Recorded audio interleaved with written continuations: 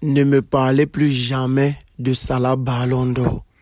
Salut la communauté foot, salut la communauté Barça. Voilà, on va faire une vidéo, je crois une longue vidéo parce que dans cette vidéo, on va débriefer le match de Barcelone contre Benfica et de Liverpool contre le PSG. Donc je vais commencer par le débrief de Barcelone qui s'est soldé par un score de 3-1 en faveur de Barcelone qui était la première équipe à s'être qualifiée pour les quarts de finale. Donc avant de commencer le débrief les gars, si vous êtes là, merci de liker, partager, de vous abonner, d'activer la cloche de notification. On a l'objectif d'atteindre 500 abonnés avant la fin de ce mois. Donc, merci pour votre soutien. Ça aide, ça donne de la force et surtout, c'est gratuit. Voilà, donc le Barcelone qui s'est facilement imposé aujourd'hui, logique, c'était normal.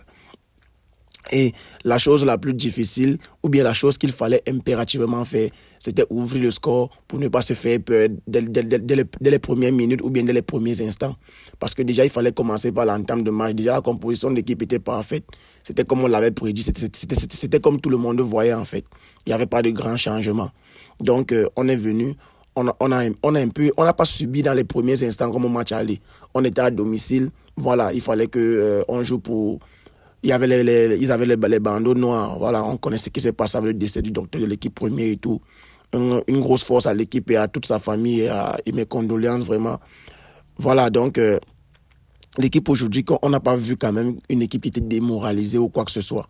Ils sont venus encore plus renforcés parce que même Flick avait dit en conférence de presse que l'équipe allait venir jouer pour rendre hommage, pour la mémoire. Déjà qu'on a enterré le docteur aujourd'hui très tôt dans la matinée.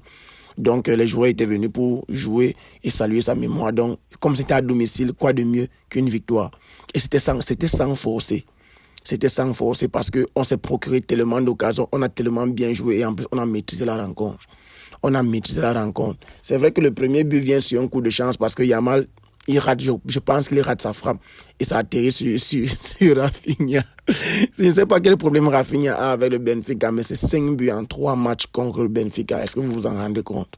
Un doublé en phase de ligue, un but la dernière fois et un doublé encore ce soir. Et le deuxième but, que dit? Rafinha a atteint un niveau où, je ne sais pas, ne me parlez pas de ça là. Déjà d'abord qu'il n'a rien foutu ce soir, on va en parler après. Rafinha, son deuxième but aujourd'hui, il marque sur un angle tellement fermé et comment il fait même pour marquer. Il feinte, la passe de Baldé arrive sur lui, il feinte la frappe avant même d'amortir le ballon et après il croise sa frappe.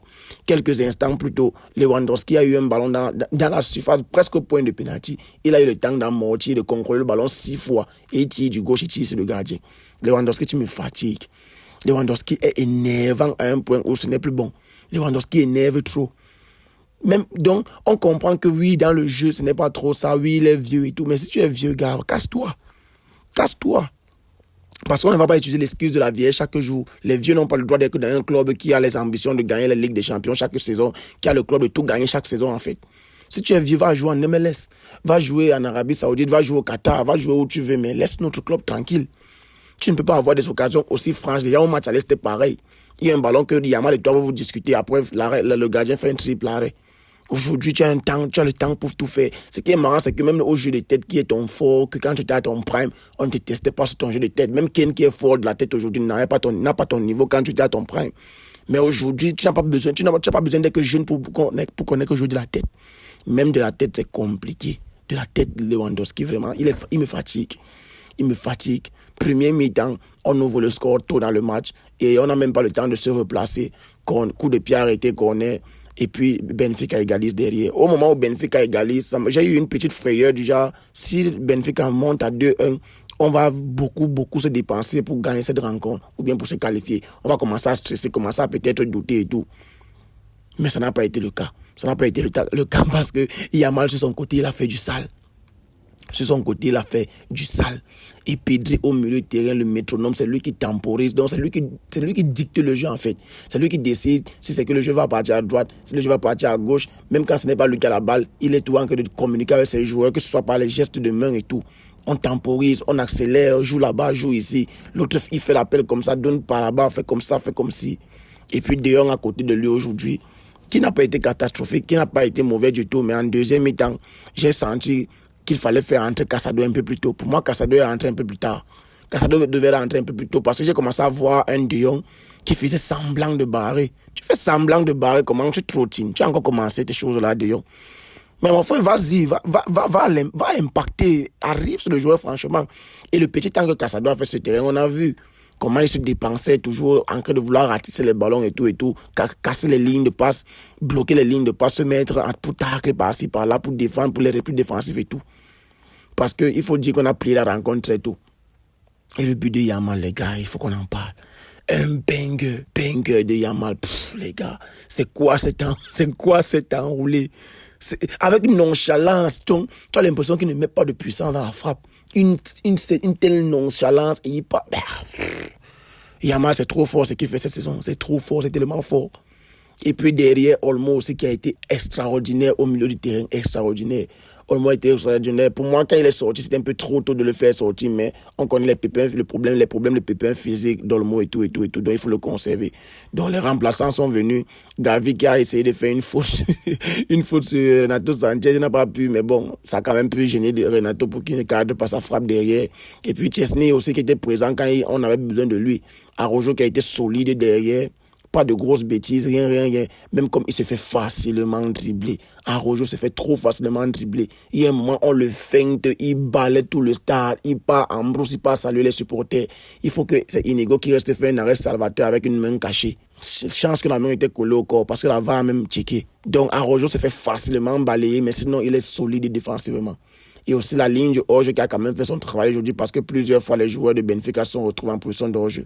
Quand je vois souvent certaines personnes se plaindre de cette ligne haute du hors-jeu, quand parfois il ne marche pas, ou bien parfois quand il nous coûte un but, ou bien peut-être des points en Liga, je vois souvent certaines personnes se plaindre de cette ligne haute, que comment non, on ne peut pas jouer comme ça, elle va nous coûter des buts, machin. Je me fais que rire parce que vraiment, toute cette saison, on a joué comme ça, avec c'est notre philosophie, c'est ce que le coach nous demande de faire. Et on a en train de réaliser une saison extra large, extraordinaire. Et parce que ça rate une ou deux fois, vous croyez que le football, c'est quoi? C'est les mathématiques, que tout ce que vous allez faire, 1 plus 1, c'est 2, chaque jour de votre vie. Non, il y a les jours où ça va réussir, les jours où ça va moins bien réussir. Mais sinon, à plus de 95% de fois, ça réussit. Donc, pour une fois que ça ne réussit pas souvent, je vois souvent certaines personnes dire que non, il faut changer de style de jeu, patati patata. Je ris même, je ris seulement. Donc, en globalité, on a maîtrisé la rencontre, on a géré le tempo du match, on a dicté notre jeu. Rafinha, premier but, frappe ratée de Yamal, ça arrive sur lui, but. Deuxième but, passe de Baldé en contre-attaque, il feinte, il calme, il croise, magnifique. Rafinha, ballon d'or, ne me parlez pas de Dembélé, ne me parlez même pas de Salah, s'il vous plaît. Si c'est Salah qui était avec moi, qui était avec ça devant moi. Et Dembélé, voilà, ça nous permet de transiter une fois pour parler de la rencontre du Liverpool contre le PSG. Et Dembélé ce soir qui marque des points, il faut qu'on se dise la vérité. Dembélé qui marque les points ce soir. On a insulté Donnarumma. C'est l'image qui me marque le plus à la fin de ce match Liverpool-PSG. C'est les excuses que Donnarumma fait.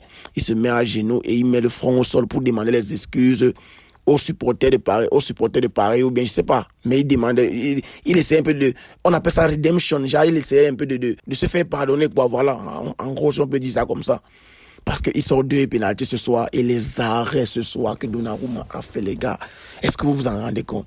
Donnarumma a gardé le PSG en vie dans cette rencontre, parce que plusieurs fois, Liverpool pouvait égaliser, mais on a un Donnarumma, d'abord que, première des choses qui m'a surpris, c'est que il était déjà mieux dans les sorties aériennes. Ça m'a beaucoup surpris que Donnarumma connaît déjà sorti, boxer le ballon, il n'hésite plus pour ses sorties et tout, aériennes et tout ça. Il partait boxer le ballon, il était présent dans les airs, il ne se faisait pas intimider. Beaucoup de fois, il a subi des fautes. Et pourtant, avant, il avait peur de sauter, il avait peur de monter, et il ne montait même pas. Et c'est ça qui donnait l'avantage aux adversaires de marquer. Maintenant, quand il part au duel, c'est lui, il est plus grand, plus que il est d'abord grand état, et puis il a encore la main qui l'aide à être encore plus grand. Donc, quand il touche le ballon, il y a faute sur lui derrière. Il a sauvé plusieurs balles aujourd'hui. Plusieurs balles. Le PSG aujourd'hui mérite sa victoire. Parce qu'en premier mi-temps, Paris, Liverpool est venu avec l'intention de mettre le premier but très tôt dans le match.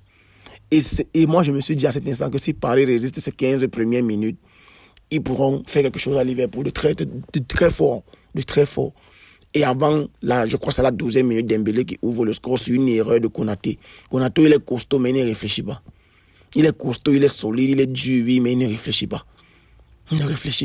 C'est quoi cette erreur? Et quand je vois, je dis que ça, c'est 2 équipes qui se valent. Parce que l'erreur Le but de Liverpool au match aller, c'est une erreur de Donnarumma. Le but du PSG au match retour, c'est l'erreur de Konaté. Donc, on voit que les deux buts viennent d'une erreur. Et à ce moment, je me dis, si ce match part aux prolongations, ça va beaucoup m'arranger. Et en deuxième mi-temps, on a vu un Liverpool dominer. Liverpool est venu vraiment rageux. Parce que là, tu as vu vraiment l'impact que Liverpool mettait. C'est comme si c'est là ils ont commencé à jouer sérieusement. Et qu'est-ce que Slot fait? Tu veux gagner une rencontre, c'est Nunez que tu fais entrer. Tu es sérieux là? Tu fais entrer Darwin Nunez pour gagner un match. Et tu préfères faire entrer Gakpo à la fin du match. Oh là là, ça c'est quoi ça? Et puis Konaté à la fin, fatigue, je sais pas si c'est la blessure ou bien c'est la fatigue, il sort et tout. Et puis on va un peu parler de ça là. C'est lui qui vous dit qu'il est ballon d'or, bien favori pour le ballon d'or. Le gars là passe son temps à marquer les pénaltys en première ligue.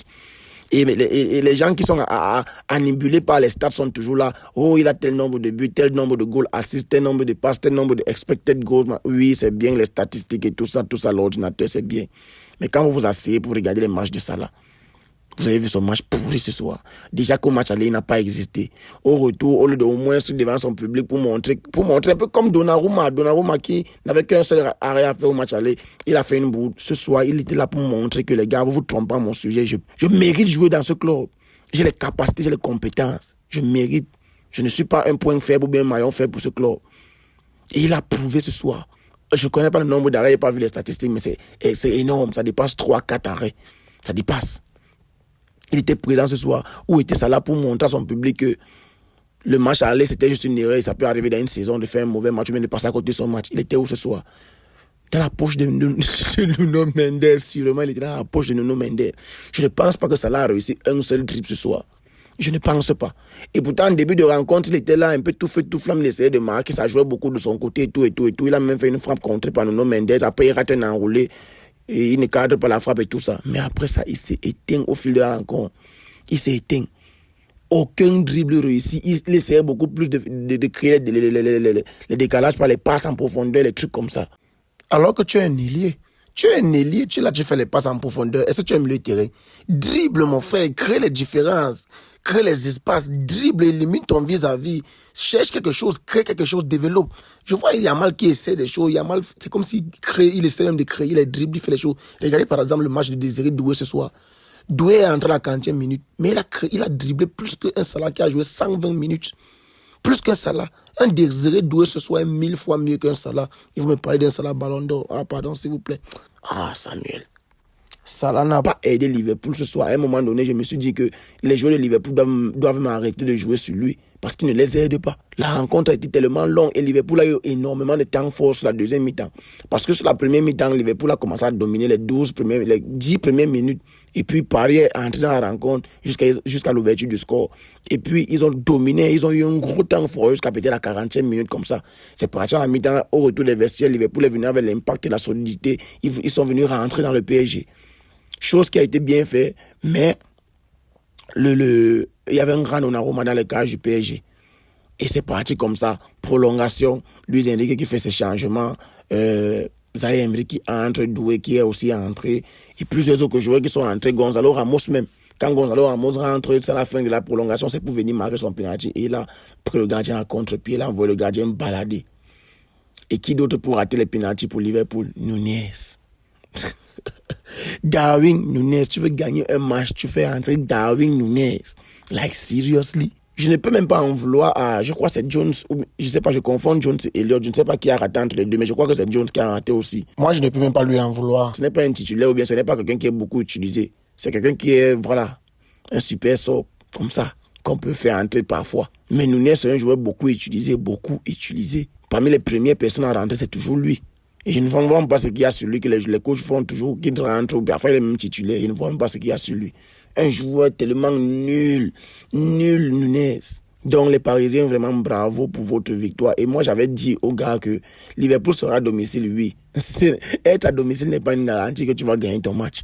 On a vu City perdre face au Real Madrid, aller-retour. On a vu plusieurs équipes, même pendant la phase des barrages, là, perdre à domicile. Donc tu es chez toi, c'est bien beau et tout.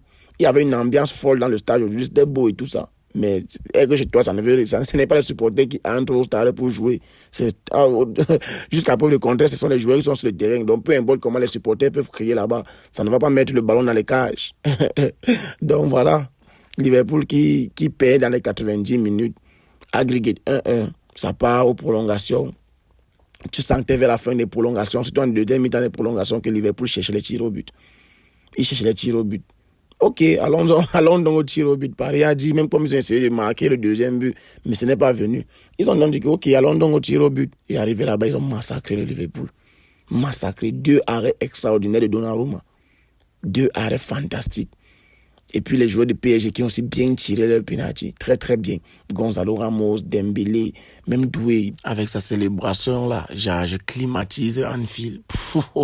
Excellent. Et pourtant Donnarumma qui avait commencé cette phase de penalty timidement avec le penalty de Salah qui ne bouge même pas. Tu te dis que mais qu'est-ce qui t'arrive? Tu n'es pas venu plonger aujourd'hui. Mais derrière tu sors 2 arrêts magnifiques. Et Salah est le seul joueur de Liverpool qui a marqué son penalty. Logique. C'est ce qu'il passe son temps à faire en Première Ligue. Après on me parle de Ballon d'Or. Et tu vois les Parisiens derrière, ils s'élèvent, tu vois Luis Enrique qui entre au stade fier et tout. Ce sont des images comme ça qu'on aime voir pour le football. C'est ça qu'on aime voir pour le football. Tu vois Luis Enrique qui entre, c'est comme s'ils avaient gagné le trophée, quoi. Ils entrent, il embrasse Dembélé, il embrasse Donnarumma, il parle à ses joueurs, c'est la fête, les gars partent jubiler et supporter, c'est beau, c'est beau. Voilà, donc le PSG qui s'est qualifié et ils vont affronter soit Bruges, soit Aston Villa, mais on sait que c'est Aston Villa qui va se qualifier. Ils ont déjà une avance de 3-1 et je crois qu'ils étaient à l'extérieur, si je ne me trompe pas. Voilà. Donc ils sont à domicile le tout, si je ne me trompe pas. Donc ça va le faire pour Aston Villa. Donc PSG Aston Villa qui sera un très beau match, mais on va faire les pronostics et qui je vais voir passer dans les pronos pour les quarts de finale. Donc demain, c'est le derby madrilène qu'on va voir et on va voir qui va se qualifier. Je continue d'espérer qu'Atlético va faire quelque chose. Atlético, vous avez vu ce que PSG a fait aujourd'hui, non? Étant mené à l'aller, vous avez vu comment ils ont retourné la situation. Le PSG avait déjà retourné la situation l'année passée contre Barcelone. Oui, il y avait le carton rouge, mais aujourd'hui, il n'y avait pas de carton rouge et ils l'ont toujours fait.